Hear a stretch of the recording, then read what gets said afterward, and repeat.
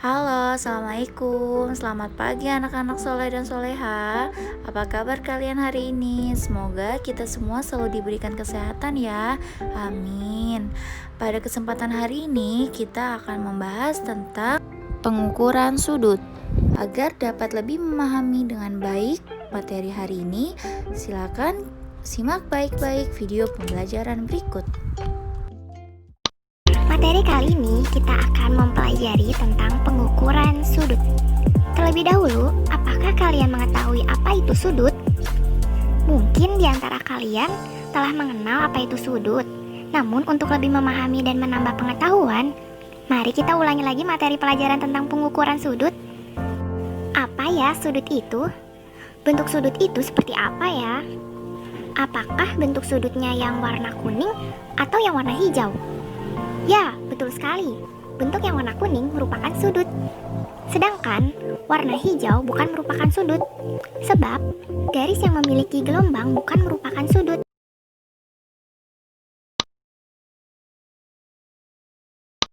Kali ini kita akan membahas pengertian sudut. Sebelumnya sudah tahu kan bahwa sudut itu tidak memiliki garis yang bergelombang. Mengapa demikian? Yuk kita ketahui dulu apa pengertian dari sudut. Sudut merupakan wilayah yang dibentuk oleh dua garis yang bertemu di satu titik, atau sudut yang dapat kita gambarkan sebagai pertemuan dua garis lurus. Sebuah sudut diberi nama dengan mencantumkan nama titik-titik pembentuk sudut, dengan titik sudut berada di tengah, dan juga hanya mencantumkan titik sudutnya saja. Kaki sudut adalah garis lurus pada sudut. Sudut mempunyai satu buah titik, yaitu titik A disebut titik sudut, dan dua buah kaki sudut, yaitu AC disebut kaki sudut dan AB disebut kaki sudut.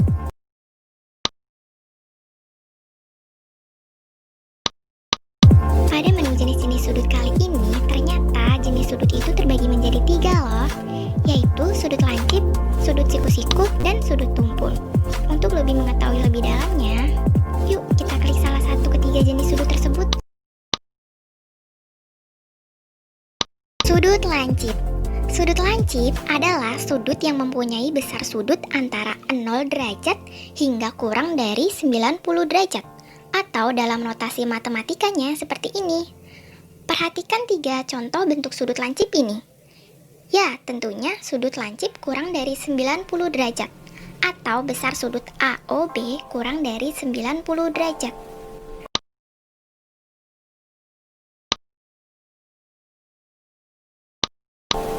Sudut siku-siku. Sudut siku-siku adalah sudut yang dibentuk oleh dua garis yang saling tegak lurus, sehingga besar sudutnya 90 derajat, atau sudut yang mempunyai besar sudut tepat 90 derajat. Perhatikan bentuk sudut siku-siku, di mana besar sudutnya AOB tepat 90 derajat.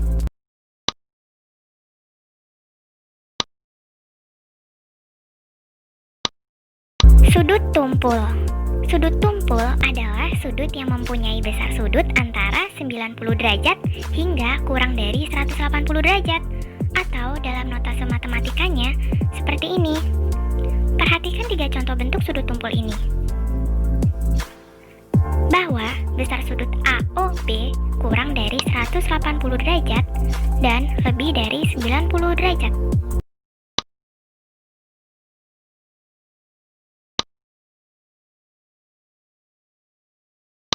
Sudah pahamkah tentang pengertian sudut dan jenis-jenisnya? Sekarang kita belajar cara mengukur sudut.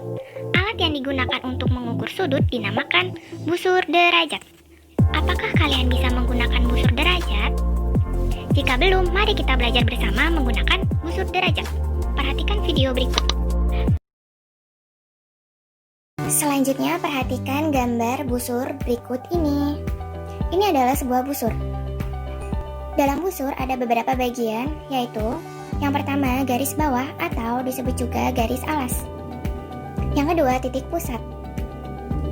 Dan yang terakhir skala busur. Skala busur terbagi menjadi 2, yaitu skala busur bagian dalam atau angka yang berwarna merah, skala busur bagian luar atau yang berwarna biru. Nah, itulah bagian-bagian busur. Sekarang sudah tahu busur itu bagiannya apa saja. Jadi sekarang sudah mengetahui nama bagian-bagian busur. Selanjutnya, kita akan mencoba mengukur besar sudut menggunakan busur. Langkah yang pertama adalah pastikan busur tidak dalam keadaan terbalik. Seperti ini contohnya. Busur dalam keadaan terbalik. Terlihat angka-angka tidak bisa terbaca dengan jelas. Jadi, harus dipastikan busur dalam keadaan tidak terbalik. Lihat gambar berikut. Busur dalam keadaan yang benar adalah seperti ini. Angka dapat terbaca dengan jelas. Berikut adalah cara mengukur besar sudut menggunakan busur derajat. Contoh garis A dan garis B membentuk sebuah sudut. Mari kita ukur besar sudut tersebut menggunakan busur. Garis A, garis B, atau disebut juga kaki sudut A, kaki sudut B, membentuk sebuah sudut. Mari kita ukur menggunakan busur. Pertama, titik sudut letakkan tepat pada titik pusat busur. Selanjutnya, garis A letakkan pada bagian busur garis bawah atau garis alas busur. Sekarang lihat garis B terletak di skala busur berapa? Atau jarak garis A ke garis B berapa? Yaitu tepat pada skala busur 40 derajat. Contoh selanjutnya, garis A dan garis B membentuk sebuah sudut. Mari kita ukur. Pertama, titik sudut letakkan tepat pada bagian titik pusat busur.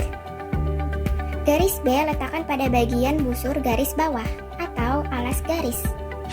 Sekarang lihat, garis A terletak di skala busur atau jarak garis B ke garis A adalah tepat 110 derajat.